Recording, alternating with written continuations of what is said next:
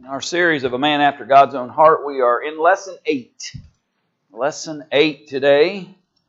And we've been examining it. We're trying not to necessarily do a historical study as so much as using the historical background to give us some practical lessons. And that's kind of been the approach of this particular study. So we haven't spent a lot of time in the details of the history or a lot of the connective things that we could discuss. But we're trying to stay as focused as we can just on the very practical nature of the things that we learn about what it is to be a man after God's own heart. And in some ways along the way, we've also been studying what it is that we should be avoiding if we want to be a man after God's own heart. And that's kind of what this lesson here lends itself to, a discussion of a character issue, we might say, that we should strive to avoid. Because in chapter 18 of 1 Samuel, and that's where the historical background will come from today, where we learn that there's an issue that happens. Oh, well, there's big issues between Saul and David. But what begins to occur here between the two men, really from Saul's side of it? Jealousy. Okay, so Saul starts to become jealous of David, and it's really kind of interesting when you think about it, because there's an old statement that you keep your friends close and your enemies even closer. And in some ways, that's what you have a little bit with David and Saul, right? David has already been what in history? What's Samuel What's Samuel already done? Right, he's already been anointed, right? We've already had that scene where he's been anointed or appointed to the purpose of eventually taking over the throne, and yet here is Saul, who has this one who's ultimately going to become the king in the midst of his own court. David becomes very close to whom? Jonathan, the son of Saul. And that closeness begins to build, and so that keeps David within the fold for a little bit. And David really behaves himself, right? Saul says, go here. Where's David go? He goes there. If he says, go over here and fight these folks, he goes and fights those folks. But there's a problem with that. Saul kept putting David in positions where he's going to have what? Success. And that's going to make the people feel like it's time for what? It's time for change. Let's elevate David. It's time for David to be king, because he is slaying his tens of thousands while Saul only gets 1,000 or so here and there. And that's the imagery that is given to us in the historical background. And Saul was not liking that. Saul was becoming very jealous of that in relationship to David. So that's the historical backdrop. Let's look at the questions. That's been our mode or a way we've gone through these studies, just kind of setting the stage for it, and then we'll look at it in detail to kind of gain the practical side. But Jeff Smith, who wrote this material, Texas Jeff Smith, by the way, I know we always have to kind of identify those guys, not the one coming here in a few weeks, that's the Virginia Jeff Smith, and not the one that's here regularly, that's the other Jeff Smith. But anyway, He makes a reference, by the way, to whom? A historical figure we would know. Eisenhower, right? Dwight David Eisenhower. And he pointed to the fact that his military success kind of propelled him where? And into the presidency, into political success, you might say. People like a what? A winner. People like a winner. That's just the truth. People like to back a winner. I mean, how many of you became Chicago Bulls fans when Michael Jordan started playing for them? No one else? You guys don't know basketball. That's your problem. Right? I didn't even know Chicago had a team. Right? In fact, I didn't watch much others up until that point. Who's the only two teams you watched? Celtics or the Lakers. You were one or the other, right? That's all there was. You were either a Magic Johnson fan or you were a Larry Bird fan, and you lined up and you went to war every year until Michael Jordan came and proved all of them to be beneath him. But anyway, you understand what it means to jump on a bandwagon, right? Team starts having success. You know how many Chicago Bulls games I've watched since Michael Jordan retired from the Chicago Bulls? That's probably right. I don't recall ever watching them again after that. You tend to want to back a winner. And the team starts to lose, then sometimes you latch on to something, but we like winners. Politically, you see it. Militarily, you see it. mean, our first president was propelled by what? His success in the Revolutionary War, right? Those people like to support. So Saul seems to be the guy kind of back here behind the scenes. He didn't show a lot of courage. Let me ask you something. Saul was chosen. He had a pretty good set of armor that he offered to David that wasn't really going to work. Have you ever wondered in your mind, why didn't Saul go down there and do what? Take on Goliath. Right? I mean, he's supposed to be the one that was chosen among all the people. And we know his description, I believe. Is he not the one that was said he was a head taller than everybody else in the nation? Okay? So he's the biggest guy they got. And so it's not just the fact that David has success, but it's also the fact that Saul is in the background here. And David is the one out in the forefront. And David's the one people are seeing. And the people are starting to promote David because of his successes. And Saul doesn't like it at all. So let's go into the text now. So it comes to pass, verse 1 of chapter 18, when he had made an end of speaking unto Saul, that the soul of Jonathan was knit with the soul of David, and Jonathan loved him as his own soul. Saul took him that day and would let him go no more home to his father's house. Then Jonathan and David made a covenant because he loved him as his own soul. Let me stop for a minute. There's going to be some jealousy with Saul because of the success of David. But may I also plant a seed of thought in your mind as well? Ultimately, who would Jonathan choose, Saul or David? He would choose David, right? Here's the father who's not only losing the throne to the son who should have received it, but he's losing the son too. And so you can get a sense of how the jealousy would begin to build in the mindset of Saul, because that's my son. I'd like to keep him close to me, but David's winning over his soul. I'd like to keep the throne that belongs to me right now, but David's going to end up with that eventually. And so you can just imagine how the jealousies are building based on a variety of things. In fact, Jonathan takes his what? Verse 4. Takes his robe off, his kingly robe, if you will, that comes down because he's the son of the king, and gives that garment to David, even to his sword, to his bow, to his girdle. David went out whithersoever Saul sent him, and behaved himself wisely. One of the great things, and David's not flawless, but what I appreciate about a man after God's own heart, and we'll talk more about this, I don't want to get too far ahead of the narrative, but it's amazing to me how there were lots of opportunities where if David just wanted to jump straight into the kingship, what could he have done? He could have slain Saul and been done with it. Right? But that wasn't the purposes of God. That wasn't the man David was. He behaves himself. And he does what he's supposed to do. It could have very easily tainted his kingship if he had tried to just take over in that fashion. There's lots of reasons for it, but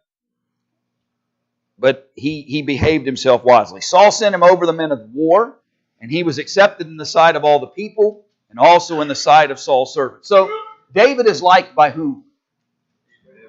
Everybody. So David's put in charge of the men of war, and even those under him in leadership positions love him. The people love him. David is well liked and respected among everybody. Being elevated, Saul being lowered. It came to pass, verse 6, as they came when David was returned from the slaughter of the Philistines, that the women came out of all cities of Israel, singing and dancing to meet King Saul, with tabrets, with joy, and with instruments of music. And the women answered one another as they played, and said, Saul hath slain his thousands, and David his 10,000s. Now we read that in a sentence, right? But keep in mind, they're coming through the town. You got the band playing, right? You got what's going on. What we call that today. It's parade. Okay? It's parade. And so you got the instruments and they're playing, and you've got these ladies coming behind, and dancing a victorious dance. And in the meantime, they're chanting what? Saul was God his thousands, David's God his tens of thousands. Saul was God his thousands, David, all the way through. Get that imagery in your head, because that's what's going on. This isn't just somebody happened to walk up to Saul and say, "Hey, you're pretty good. You got 1,000 of those Philistines. David, he's really good. He got 10,000." And that's it. No, they're parading through town, singing in call and response style. Right? One would say Saul's pretty good. David is really good. That's the definition of what's happening. That's not their words. That's the definition of what's happening. So we learn in verse 8, Saul's what? Yeah, he's mad. Okay. This scene creates a situation where Saul is not happy about that. So the question that came from that section, question 1 of your sheet, successful conquerors tend to excite the populace and give them a sense of security and hope. What had David the shepherd done to this end? We just answered that. He wins the battle against whom? Not just Goliath first, and then those people as a whole. The Philistines have been a sword and a thorn in their side for a long, long time. And they've had limited success under Saul. And now David comes on the scene and the successes begin to increase. And the jealousy begins to multiply in the heart of Saul. I don't think I read anywhere where God stipulated not to kill Saul. Yeah. But he put him in positions plenty of times. Yeah. And he could have taken Saul's life. Yet he chose not to kill him because he was appointed by God. I'm sorry, Mark. This is an additional reasons why he was a man after God's own heart. Yeah. And let's talk about that for a minute, because that's a good point. In the absence of a direct statement that we can find from God that says, David, don't touch him, he'll eventually go by natural course of history. But the very character of David, because he was a man after God's own heart, held to principles. That's still the anointed of God. We do know he said that. He is still the anointed of God.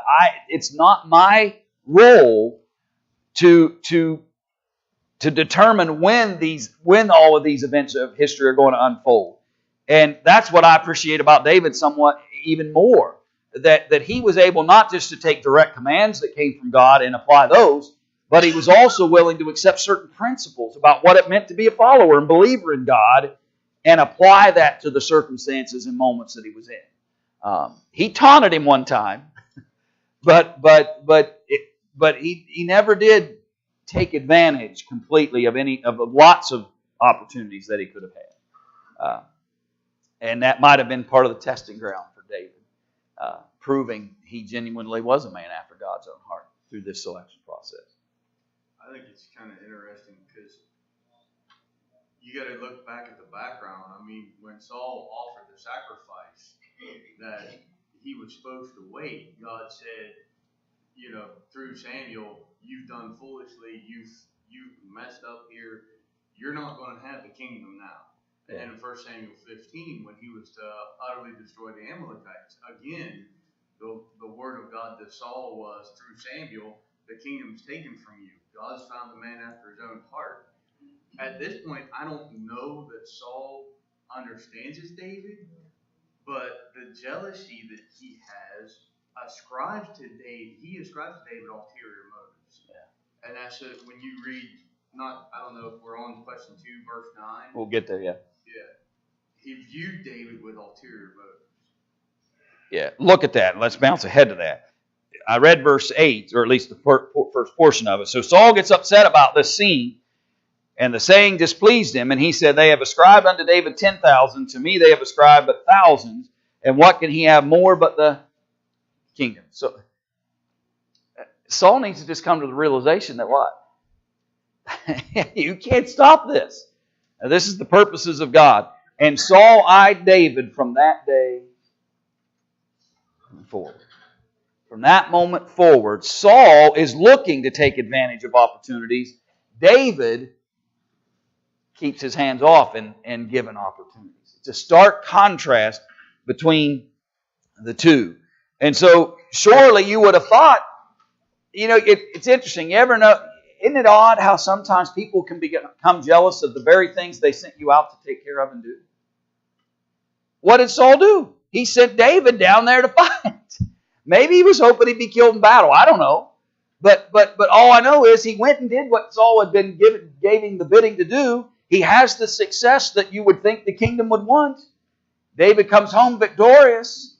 But because they gave the credit to David and not to Saul, Saul's now mad. He starts to become jealous. And it's about that. You think about that jealousy being part about what Saul possessed, that he believed he possessed and should retain. I have the power, I should retain it. I'm the king, I should get the glory. I have the kingdom, I should be able to hold on to it. His jealousies are about the things that he believed were rightfully his, that he saw being bestowed or given over to the hands of another. And that's challenging to Saul. And as he sees those things slowly being relinquished, it's going to create even greater challenges. Sometimes I feel like we're splitting hairs, and it's hard sometimes. But question 3 asks, what's the difference between jealousy and envy? If you were going to tell me a definitive difference, or how would you define each one?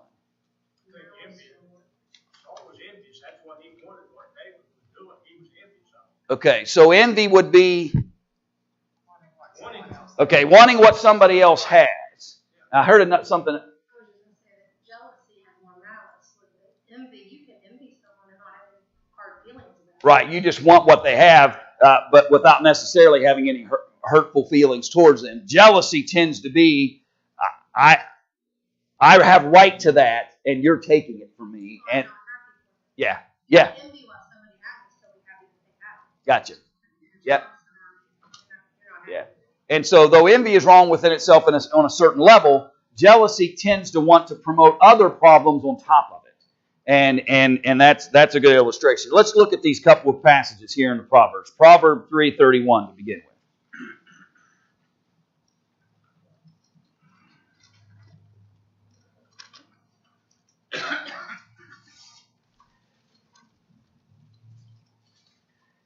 Here's what's but it helps us illustrate. Envy thou not the whom? The oppressor, and choose none of his ways. You can become envious that here's a guy and he's got all kinds of things. And though he's not using righteous means to obtain it, he has all kinds of possessions and things that he's garnered. And the warning from the Proverbs is don't be envious just because that guy has a pile of things that he got by unrighteous means. Sometimes we view things and we become envious because here's somebody that has lots of the world's blessings, and we think to ourselves, well, I'm striving to live righteous and I'm trying to do what's right in God's eyes, but here's a guy who uses unrighteous means, and look at the stockpile. And the warning is don't become envious of the stockpile of things that people have, especially when you begin to think, well, unrighteous means must be the way to go. That's not going to benefit. Look at chapter 6. I believe it's verse... Let me show you that. Verse 32.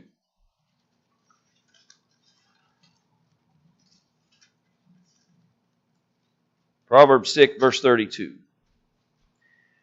But whoso committeth adultery with woman lacketh understanding. He that doeth it destroyeth his own soul. A wound and dishonor shall he get, and his reproach shall not be wiped away. For jealousy is the rage of a man. Therefore he will not spare in the day of vengeance. He will not regard any ransom, neither will he rest content, though thou givest many gifts. A man who has jealousy tends to build rage and malice, and he is never satisfied.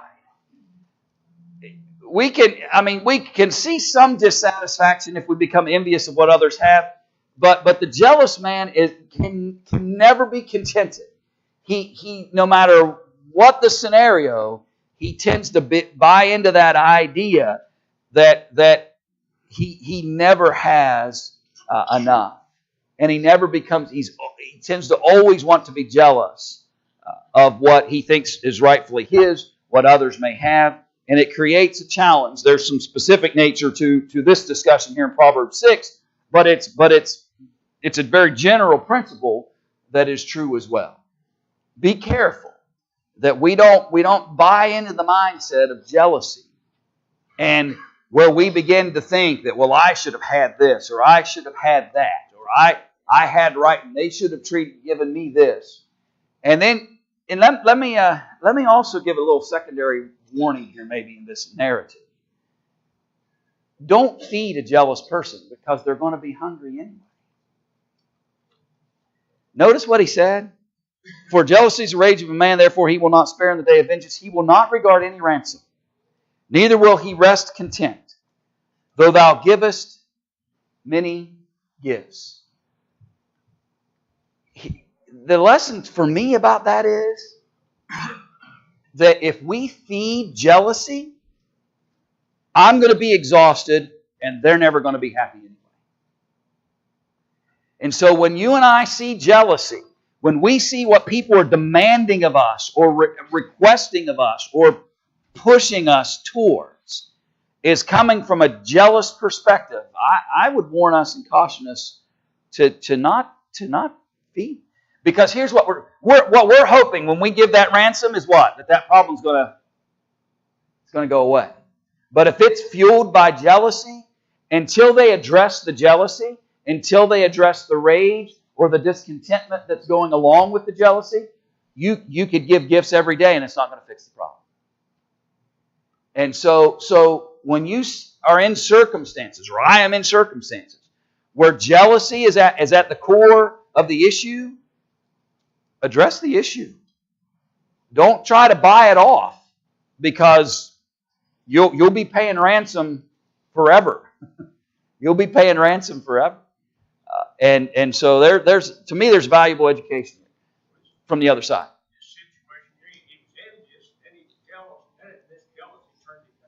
Yeah. It was Saul. It just kept building, and he's the picture of this description here in Proverbs.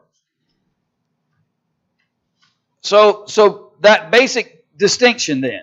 Envy is just more about the idea of I want what somebody else has. Jealousy brings a whole host of other things with it, and it brings the malice and the anger and the rage, and it can't be satisfied. It's completely discontented.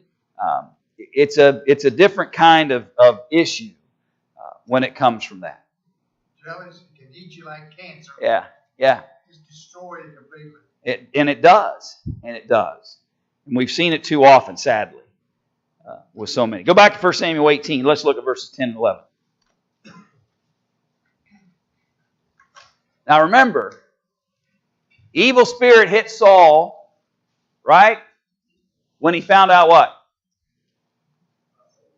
I'm not going to be the king forever.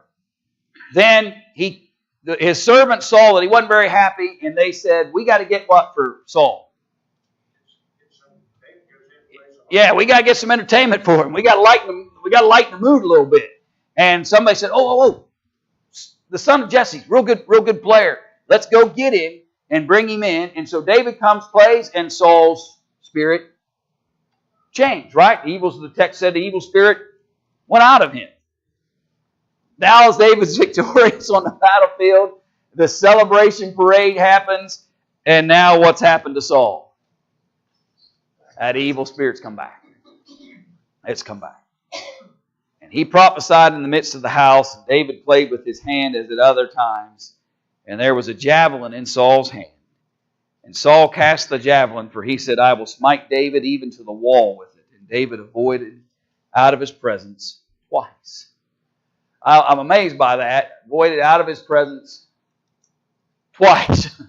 I'm not so sure that after the first time somebody heaves a javelin at me, they would have gotten the second opportunity. But again, that just goes back to David. That he's committed to the purposes and causes that he's enjoined to here. And he's even putting himself in harm's way. But Saul has just compounded the problem further, because now David has escaped the threatenings, these initial threatenings of Saul. If you add verse 12 real quick, what's the result now with Saul? He's going from just jealous of David to being afraid of him. Okay? Because he's beginning to realize that the Lord was with him. Right? And so Saul's jealousy has turned to hatred, such distress, and the basis of that spirit that so distressed Saul was what? What was that? I'm just asking you the question that was written, just giving you a chance to answer it. Yeah, so it's all this jealousy that he has. It's all the anger that he has towards David. It's his hatred for David. All of these things bring this evil spirit, this distressing spirit, back to him. And so now practical discussion for a few moments this morning. And you don't have to name names. In fact, please don't. But let's talk a little bit. Let's have a little bit of a discussion about over what things are people jealous today. Let's talk about that, and then we'll take the secondary questions after that. So what kind of things are people jealous of today? Let's just be honest about that for a few minutes. Power other people have. Say it one more time, Jim. Power that other Okay. people have. So sometimes people can become jealous of power. Let me throw this word in there as well, because I think they kind of go hand in hand. The power and influence that some people have. They think, well, I ought to be in that position. And that can come in many forms. I should have been promoted manager. I become jealous of the guy that did. He may not have done anything wrong. I'm jealous of him because I thought I should have had that, and he got it. And so jealousy starts in. Here's somebody that gains some kind of success, wins some kind of award, and I become jealous because I thought I should have had that. And those things lend itself to tremendous challenges. What else did you write down? Possessions. Well, Okay, so we could talk about. I can't write the word possessions. I don't know how to spell it, so I'm going to write stuff. I think I do know how to spell wealth, so I'll write that there. But just say it's a lot easier. It's a lot easier. But anyway, yeah, and if we're honest, we can all kind of be prone to this, and it varies. And it varies of the kinds of material things that we might be jealous over. You may have a house full of Longaberger baskets, and I'm not fazed by that. But every time I drive by Brent Howell's garage, I have to turn the other way, right? Because you know the things that you like, and the things people have. You know, we all have things like that, and we have to be careful of. We can. It's one thing, and again, it's one problem to be envious and say, "Boy, I wish I had that." But it gets even uglier when it's, "I don't like that guy because he has it, and I should have it, and I should have his money, and I would do so many great things with it if I had it, and if I had all his, you know." And that's the greater danger in some senses, because it escalates. And I think sometimes jealousy, in particular to material things, is sometimes so misguided. We make so many assumptions about people's material possessions sometimes, and we draw conclusions, and sometimes we and I'm not saying sometimes people don't have financial issues. That's not what I'm saying, but sometimes we have a false impression of what we actually have and what others have, and because I don't have everything they have, I feel like I'm being deprived. When the Bible really teaches us, if I have basically what? Yeah, food and raiment, right? Then you know, I'm careful. I've never tried to be one of these guys that says, well, you know, if you lived in some other country, but it is true. If we got outside of the borders of our blessed land and looked around a little bit, I think we'd stop being jealous of the Bill Gateses and those kinds of guys in the world, and learn to be a little more content, because if you took our blessings in our lifestyle and plugged it into dozens and dozens of portions of our world, we'd be the guy people were looking at going, there's the rich guy. And so though I don't do that a lot, but it is true. Go ahead, Tom. I wish I had what you had, and when I finally get it, then what happens? I worry about somebody else coming and Taken away. Yeah. You just get worse and worse as you go on. Yeah, and if I seek material things, well, that's what the proverb said. If I seek material things through jealous means, I'm never going to be happy anyway. And that's the key. That's the key to me. That's the key to winning the battle over jealousy, is to come to the honest conclusion that even if I had it, it's not going to bring the joy or happiness or whatever I thought it was going to bring. It's going to elude me, because I sought it through jealousy, and that jealousy is still going to be there. So if I don't address the jealousy issues, it wouldn't matter. They could hand it to me, and I'd still feel that level of resentment. Go ahead, Bob. Really, the best way to suppress the jealousy is to make sure that the goal that you're seeking is not material. Yeah. When you lay up when you lay up your treasures in heaven, then jealousy. How could I be jealous of something somebody had in this earth when I've got a stockpile in a heavenly home waiting for that day? And that's a good perspective to help get us out of those jealous modes sometimes, especially when it comes to wealth and stuff. Jealousy of other people. Okay. They like me better than him, Okay. And so, that comes under influence. yeah, a little bit, but let me let's do it this way, because I think this is what you're talking about, right? And we could say that, and we could probably add this maybe a little bit, this word too. We become jealous of popularity, and let me tell you, just so you understand where that can come from all angles. You know, some of the worst acts of jealousy towards popularity and this kind of thing I've ever witnessed has been in what realm? Preachers in particular. We can be bad about it, and you'd be surprised at the kind of conversations that happen sometimes behind closed doors, and I never get to hold meetings, and that guy gets to hold 10 meetings, and it can be child. And so I don't say that with any pride. I say it to help you illustrate that it can happen in any circle. There can be jealousies in any circle, and we have to be careful that, again, we don't fall prey. But and then you can spread that out even out of that nucleus, and it can happen within the Lord's church. Which is what church is. And then you go into the family nucleus, a physical family nucleus. And those are some of the most destructive moments of jealousy. And it is sad when you see families that here's entities, and they haven't spoken for decades. And it's over of some jealous moment that happened 20 years ago that nobody could tell you what it was about anyway. And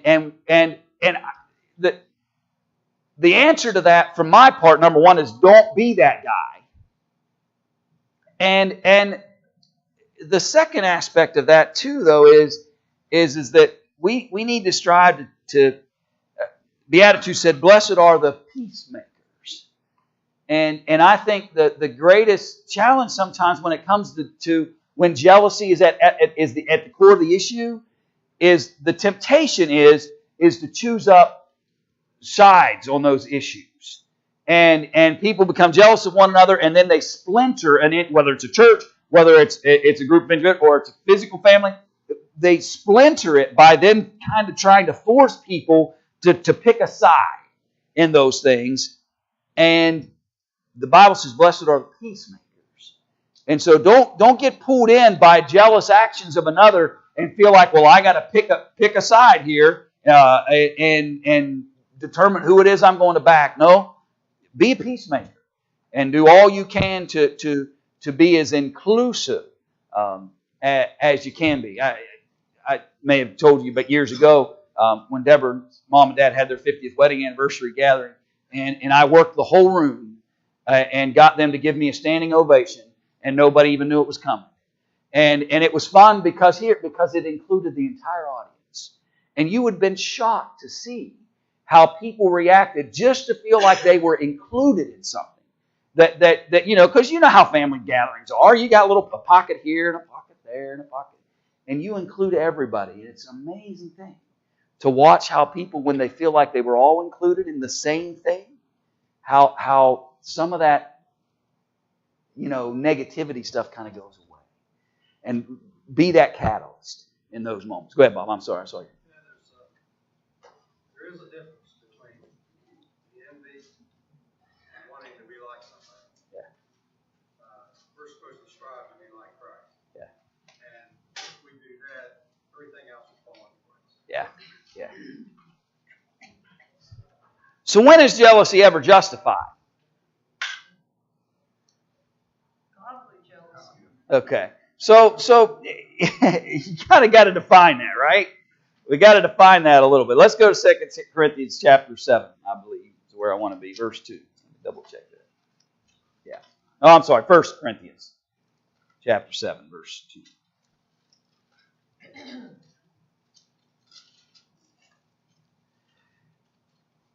And again, is there some specific connotation here? But he says, nevertheless, to avoid fornication, let every man have his own wife, let every woman have her own husband.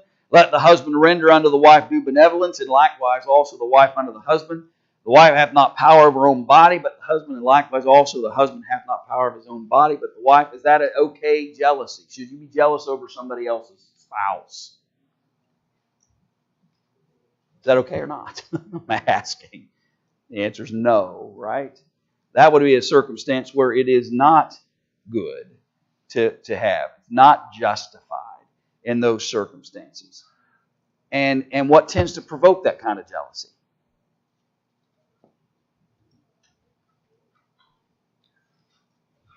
What kinds of things might provoke that? Well, how about sometimes people can become insecure, right? When it comes to those specific issues, this word is important. A lot of jealousies occur because there's a break of trust, and it's hard to read. I'm convinced. Well, I won't slide back down, but I'm convinced that in so many cases, that's one of the hardest things to rebuild, and jealousies can kind of build through because of a broken trust, and it's difficult. But if you jump to question 5, and I'm speeding up because we're about to hear the bell, there is a jealousy that seems permissible in the eyes of God because He is. What is God jealous over? In a nutshell, He's over us, right? He does have right, and so there is a somewhat definition where there is a righteous jealousy when it comes to God, because He has every right to expect man to behave and honor and to worship Him in the right ways. Okay, appreciate the discussion. Sorry I didn't get to everything that I was desiring to, but that's okay. We'll move on to Lesson 9 on Wednesday.